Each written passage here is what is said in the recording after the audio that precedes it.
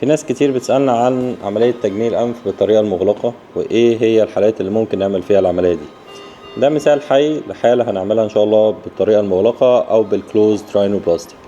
الكلوزد راينوبلاستي ميزتها إن مفيش أي سكارز أو فتحات خارجية خالص من بره، وبالتالي بيكون النتيجة ممكن تكون أسرع. النتائج سواء بالطريقة المفتوحة أو بالطريقة المغلقة ممكن نوصل لنفس النتيجة في الآخر، ولكن مش كل الحالات ينفع طريقة مغلقة.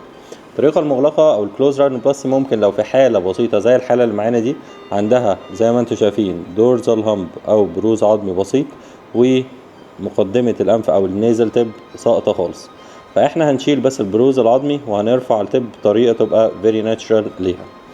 في الحالات عندنا في مصر أو في البلاد العربية الجلد عندنا بيبقى thick skin شوية، وبالتالي محتاج definition أكتر وشغل على التب أكتر، فبنحب دايما أو في الأغلب بنحب نشتغل بالطريقة المفتوحة.